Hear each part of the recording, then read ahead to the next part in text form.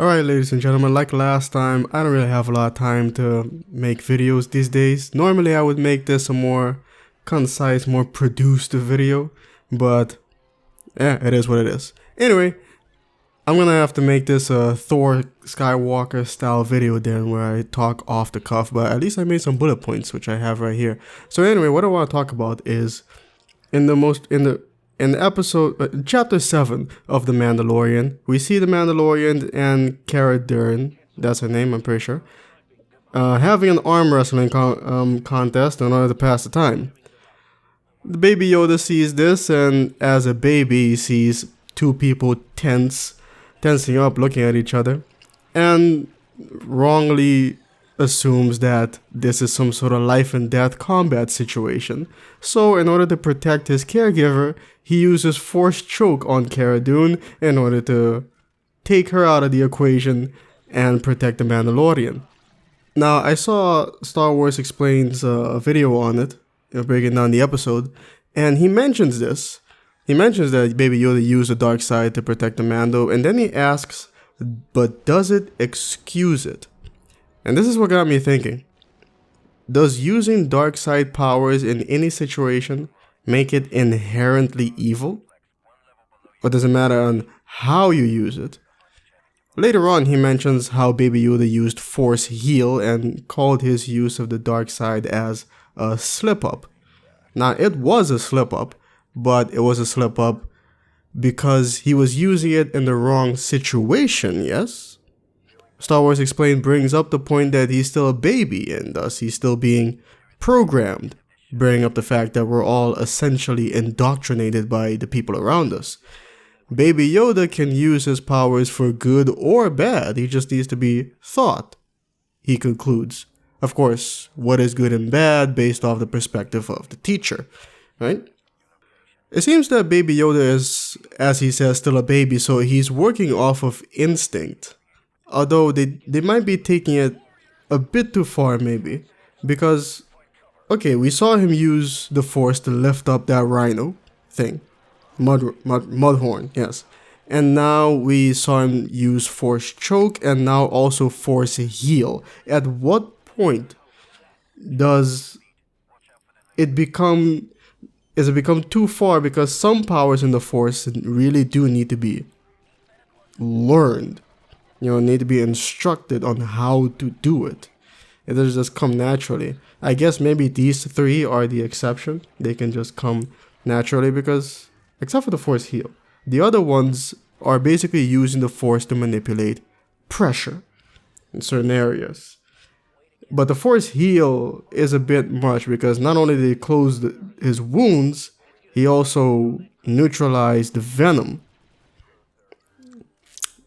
So that's what I'm thinking, They might end up taking us too far. Is he going to end up using Force Lightning next? I'm pretty sure that you really do need to learn how to do. But anyway, yeah, back to using the Force powers. It occurred to me that using offensive Force powers takes using the dark side, at least according to what we learned from KOTOR. If you noticed, all the damage dealing Force moves require are listed as being dark side moves, and that includes Force Push, which Jedi do use, but it seems to be the only one that seems to be allowed to use. Jedi know from using the Force, from their experiences and such, they know how to use plenty of dark side Force moves, but they just don't. They just choose not to, or their teachings tell them not to. They just make an exception for Force Push or Force Pull as well. I don't know. But yet still, we see Mace Windu use Force Crush on General Grievous. Now, he wasn't supposed to. It was actually, it was banned. He's not supposed to use it, but if he hadn't, then you could make the argument that perhaps Grievous wouldn't have been weakened enough to be defeated later. And of course, he couldn't use Force Push in that situation because Palpatine was in the way and he was trying to protect him. And also, I mean, at that point, it wouldn't matter anyway. Even if Palpatine wasn't there, other Jedi have been finding it very difficult to use Force Push. The hell? I just spat on my... Anyway, yeah, other Jedi have found it very difficult to use Force Push on General Grievous. He keeps dodging them and such, you know. He knows he's fast enough to predict them and move out of the way. So the question, I guess, in the end of the day is, do the ends justify the means? Well, the answer is sometimes. Now, some may say that using the dark side could maybe not inherently evil, but could lead to that. Perhaps from like overuse and such, because too much dark side energy, maybe you could get engulfed by it if you're not careful. But then you have people like Kreia, who seem to show that it's more of a, in terms of mindset, you can use dark side powers and light side powers. She uses both. You've seen her use Force Heal and Drain and Crush, Choke, and so on. But she stayed balanced. Like you said, she keeps meditating, centering herself. So a balanced Force user can use both light and dark. A light side Force user can use both light and dark too. They just tend to only use light, and dark side Force users vice versa. Anyway, yeah, that's pretty much it. I'm pretty sure I had more to say. Wait a minute, was there something else? Yeah, I was in the shower just now. I think I forgot something. Jedi say that you should only get into combat as a last resort.